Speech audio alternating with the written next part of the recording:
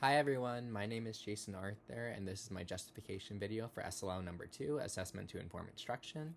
So how did applying the student learning outcome guide your future decisions and practices? So I feel very well informed after working through the foundational resources of this SLO. I did not realize how in-depth assessment can really get as time goes on.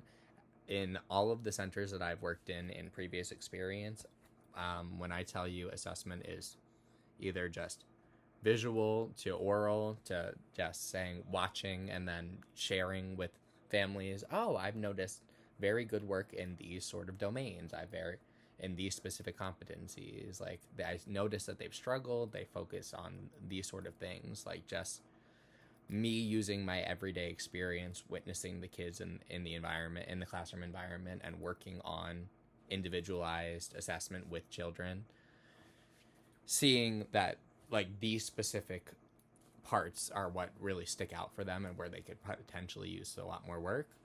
So this gave me a lot more of an in-depth analysis, not only like through written examples and just general pish-posh that I feel like goes over my head for the most part. I appreciated that the foundational resources really provided not only those written detailed examples, but also gave me a visual by having student videos of them actually enduring the assessment, seeing what kind of questions are being asked by teachers, how students are responding to them, and what those specific responses might entail within the assessment.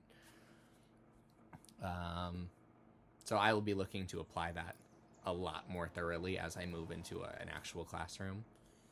How's the application of the student learning outcome impacted your teaching practices? Like I said, it has made me want to focus more heavily on the terms of assessment. My current employment, my current job as a preschool teacher, we have like a curriculum that is generated through an outside party. My teaching strategies, Smart Teach, Tadpole, something in that general domain. So within that, they have color banding. They give like age appropriate benchmarks for different age groups. They have them for infants, they have them toddlers, and they bump up preschool 3, preschool 4, pre-kindergarten, kindergarten, first grade, and so on. So those give a general rundown of like where specific competency should be by a certain age, just in terms of like general milestone and general development.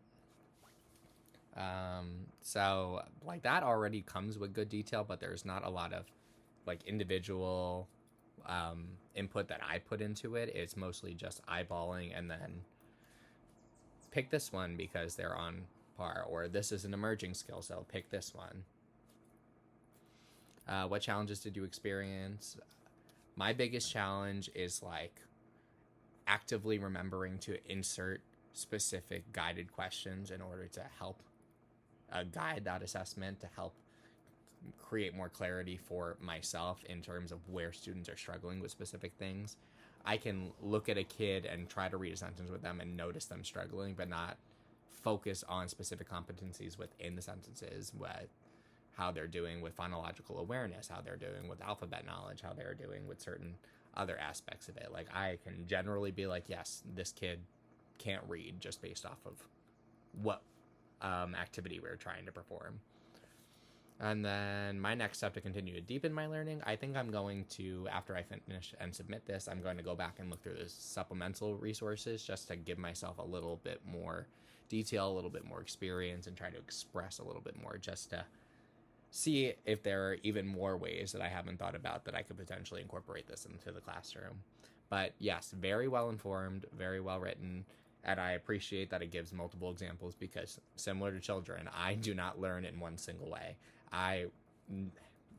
It helps to have multiple different facets trying to explain the same information to see if maybe this way doesn't stick, then that way kind of resonates with me a little bit more.